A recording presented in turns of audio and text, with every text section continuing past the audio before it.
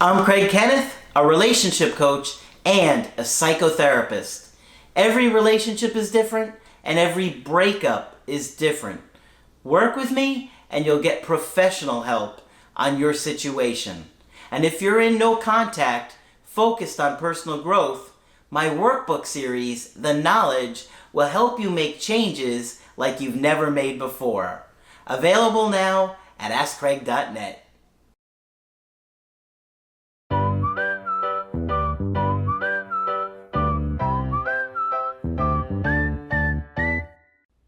Hi there, I'm Coach Craig Kenneth, and in this video I'm going to be talking to you about no contact success with an avoidant ex.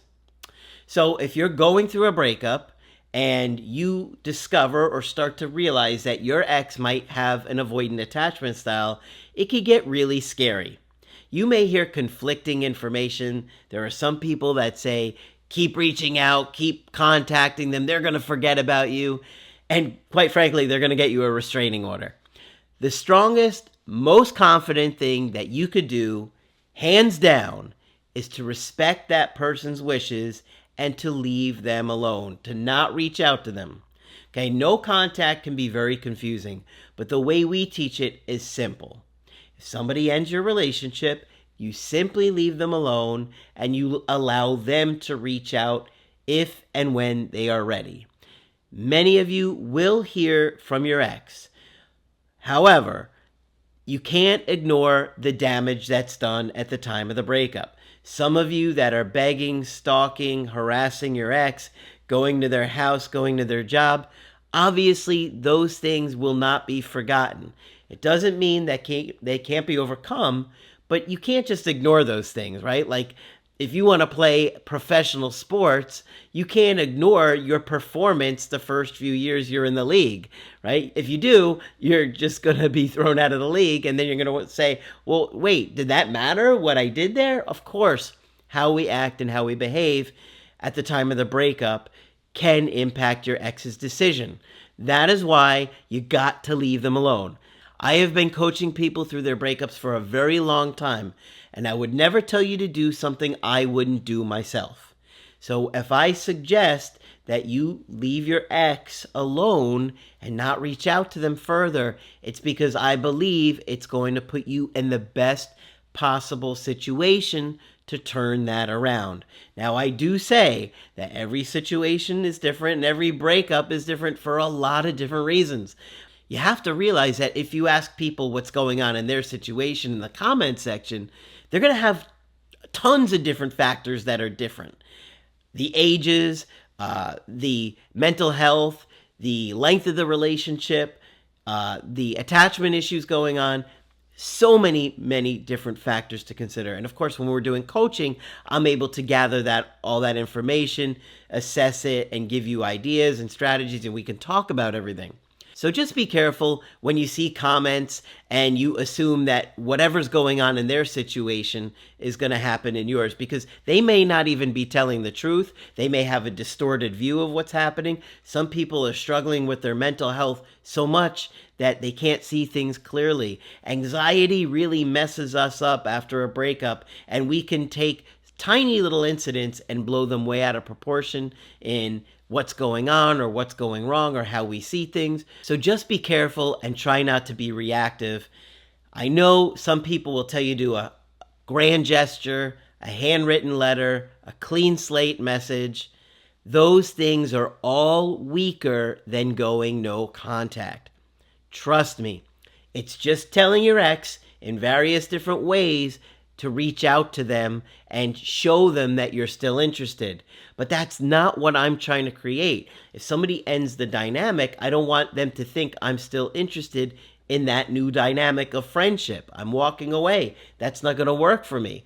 I want romance. If you don't want that, I understand. But I'm going to leave them alone, and I'm going to allow them to reach out when they're ready. In that no contact period, I'm going to be really looking at what went wrong.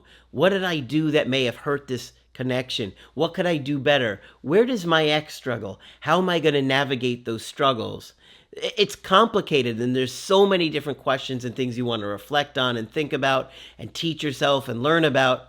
This is why I have the creative healing course. This is why I have the workbooks. They are both incredible. If you think about what we give away for free on the channel, you can imagine what we're putting into the content that we're asking you to purchase or recommending you purchase. So instead of focusing on what your ex is doing, focus on what you can be doing to grow and to change your life. Because if they come back, you want to be ready. But if they don't, you want to be growing and putting yourself in a position to be successful when you meet someone else or you start to date again. So I know going no contact is scary. I know not reaching out to your ex is scary. And I know that if your ex is avoidant, you're probably anxious. And so it's even more challenging. However, I see avoidant exes come back all the time. I've done this for a long time, and I see them over and over come back when people are convinced I will never hear from my ex again. The guy in this story, he says, I was 100% sure I would never hear from my ex again. And guess what? They did. So I'm going to share another success story for you so you can see that avoidant exes do come back. Stop trying to force them. Don't try and send them a handwritten letter or a clean slate message. It's just telling them that you're still there for them. They're not feeling a consequence. They must feel a consequence. In order for the dynamic to shift and for them to want you again, they must feel a consequence. I cannot stress that enough. Trust me, I'm telling you guys because I'm trying to set you up for success. So let me get into this email. They said, hi, Coach Craig. Sorry if this is long, but I feel like the details were important and might be relatable. I just want to start off by saying thank you to Coach Craig, Coach Victoria, and the late, great Coach Margaret for everything you guys do. It has been a tremendous help going through my breakup, and your guys' positivity, kindness, compassion, and understanding has been so beneficial during the most depressing time of my life. Words can't even describe it. I understand. I've been there. That's why I do what I do. That's why I'm so passionate about breakups. I really wanted to understand this stuff and help people so they have an opportunity to turn things around. And for those of you that don't or may not get that chance, I still want to put you in a position to change your life. And that's why people come back to the channel for years and they stay watching us for years because we're always about personal growth and not corny stuff, that you may see on other channels. My ex-girlfriend is in her late 20s and I am in my early 30s, and we were together for about a year and a half. The relationship was the best. We did everything together. We went on trips, met each other's friends and siblings, and talked about everything. She was the one person I can be 100% myself with, and the same with her for me. Early on in the relationship, she showed no signs of being an avoidant. Yeah, they rarely show those signs in the early stages. They usually come on strong. And it seemed like she was all in. Very common. My parents would ask to meet her, and when I would tell her I noticed that, she would get a bit uncomfortable, and I sensed some hesitancy. I did not pressure her at all, but I made things feel a little awkward as I didn't know how to keep talking about it or bringing it up. A little backstory on her side.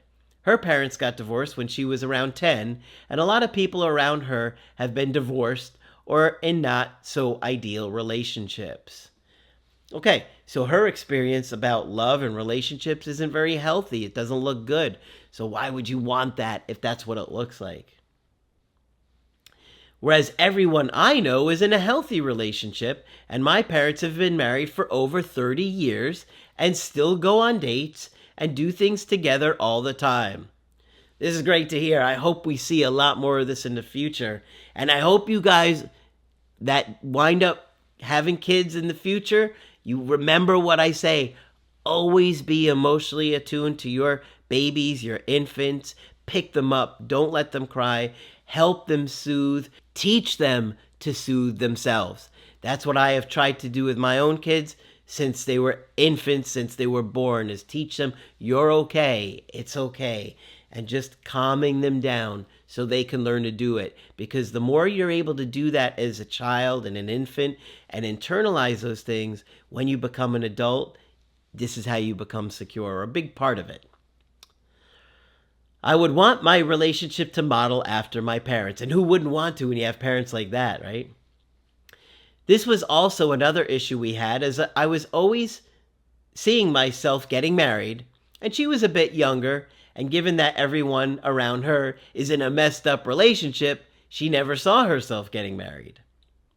Of course, would you want to get married if that's what marriage looks like to you? No, you'd be like, no way.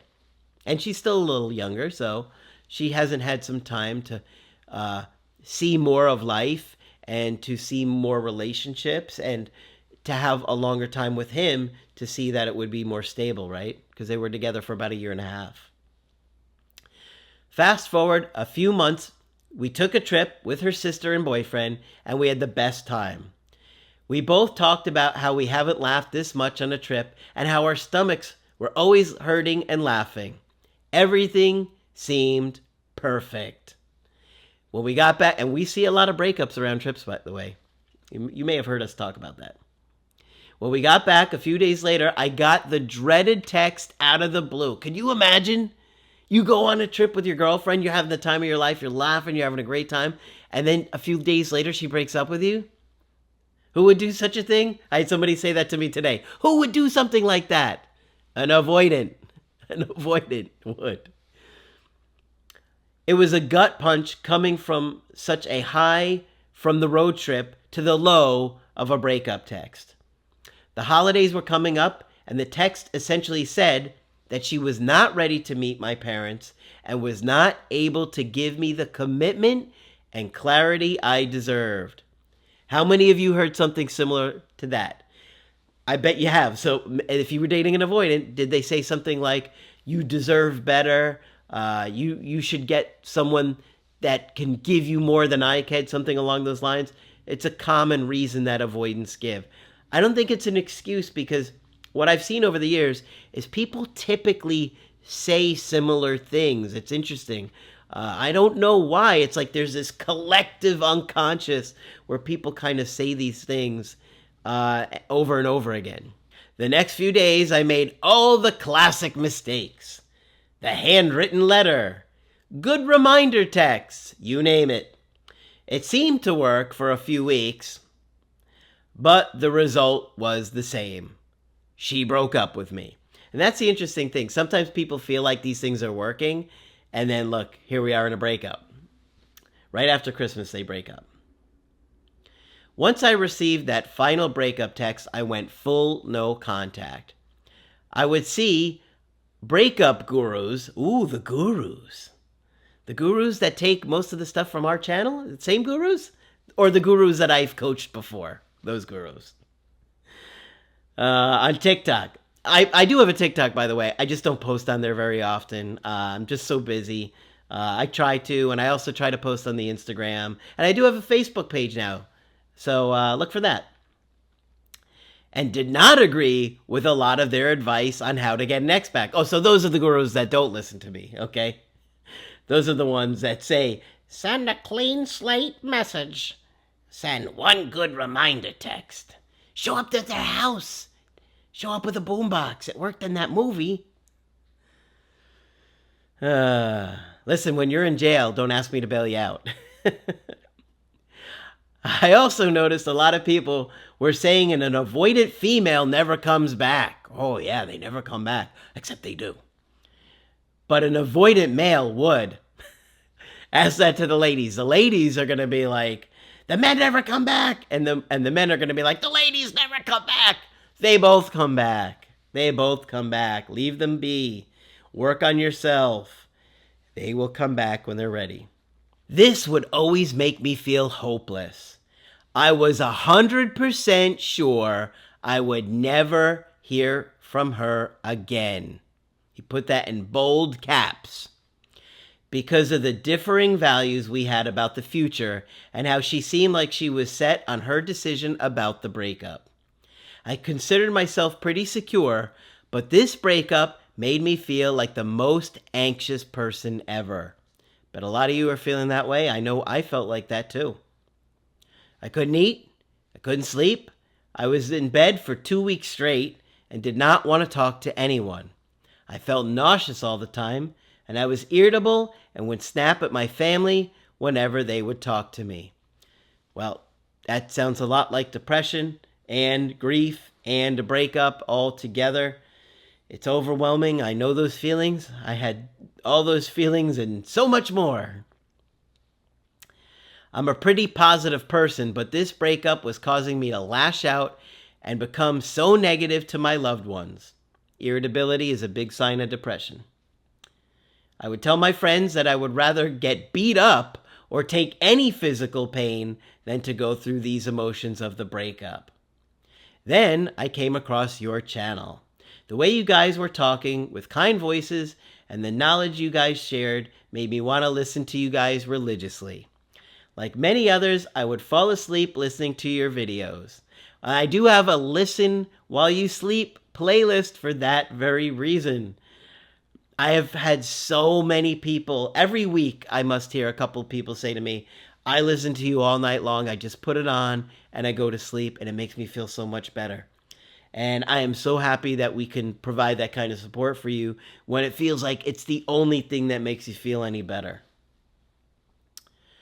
I started to focus on myself and continued no contact. There were many times where I wanted to reach out or send a text or a Snapchat, but I knew it was a bad idea and I wanted to make you guys proud. As much as I did not want to, I started going out, hanging out with friends, and I slowly felt like myself again. After about a month and a half, I got on dating apps and even went on a date. I guess there was a quote-unquote disturbance in the force. What do I say, guys? I see this all the time. Because a few days later, I received 3 missed calls from a blocked number in the middle of the night. Now, if your ex does something like this, and they do all the time, you may see fake profiles following you or things adding you and unadding you, people that you don't know, leave it alone. Don't reach out, okay? Luckily, I was sleeping at the time, so I did not answer. I had a gut feeling it was her, but I had no way of being 100% sure. I really wanted to text and ask her if it was her, but if it wasn't, then breaking no contact would have backfired in my opinion. Yes, it would have. And she could have denied it anyway, so it's a good thing you didn't. I thought about those unknown calls a lot over the next week. Another week went by, and to my surprise, I received a call from my ex. And I was completely shocked. My heart started pounding, and I didn't know whether to answer or ignore. If you're not ready, call him back a little bit later. Even if you pull yourself together for 5-10 minutes and then call him back. But sometimes we need to get ourselves together. We're not ready in that moment. We get too anxious, overwhelmed, and it's like our life is flashing before our eyes. It's kind of scary, huh? I've seen so many people struggle with that. So if you need a minute or a few minutes or whatever time you want, because just because they reach out to you doesn't mean they're entitled to you replying or picking up, right? So you can take your time if you need to also. But I end up picking up. First thing she said was how much she missed me and she thought about me every day. I thought she had forgotten about me because I did not hear a word from her in months. I'm going to read this again. This is an avoidant. Remember how you know how every day you wake up thinking they're not thinking about you, wondering about you, they've forgotten about you, they've moved on. Here we have it, another example. The first thing she said was how much she missed me and thought about me every day. He says, I thought she forgot about me because I did not hear a word from her for months. No texts, no Snapchats, no breadcrumbs, nothing. You see? Now, I don't tell you guys to put your life on hold. I always say you want to let go, move forward, right? You hear me say that all the time. Some of you guys don't want to hear that part. But I say it's about moving forward, growing, learning, and putting yourself in a good position to turn it around if they come back. I don't want you to try and force things. That usually makes the opposite happen. Okay? So I was really surprised she had the courage to call. I kept the conversation short and said if you want to get together, I'd be open to it. And we ended up meeting a few days later. In those few days, I watched hours of your videos to help me prepare, and when we met up, I kept it light and fun. It's always cool when I know somebody's about to meet up with their ex and we do a call like that day or the day before, a couple days leading up, and I can go over lots of different scenarios that I see happen because I want to always get you guys prepared. So unfortunately, I didn't get to do a coaching with him, but it sounds like it went pretty good. We talked about how life has been, and she held my hand and she kissed me.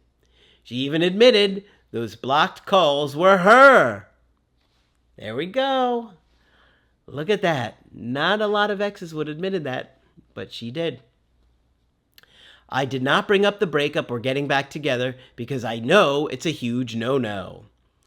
But she said how I am the best and no one else can compare to me. It felt nice hearing that after not hearing anything for months. Once she got home, she texted me saying how it was nice to see me and how I feel like home to her. It's been a few days, and I'm just continuing to live my life and will let her reach out if she wants to. I'd be really happy if she wants to get back together, but I know discussions will need to be had before I can jump in again. Also, if she doesn't reach out again, I will be content with myself as well. Everyone listening, please listen to the coaches. They know what they're talking about, and everything they said would happen, happened. I was one of those dumpies who was miserable and thought the worst and lived through the worst breakup and heartbreak. If I can turn it around, so can you. Once again, thank you, coaches, and hopefully my story can give that little hope to people that a lot of other success stories gave to me. Well, thank you so much for sharing that. Thank you for explaining all the things that we see happening played out in your situation. Good job on holding it together and the personal growth. You always want to focus on personal growth. That's why I have workbooks. That's why I have the creative healing course. Guys, I didn't have any kind of product for years when I launched the channel, okay? Because there was nothing that I wanted to do. I didn't want to do one of those corny get your ex back guides. Those things kind of like made me nauseous, okay? So I didn't want anything like that.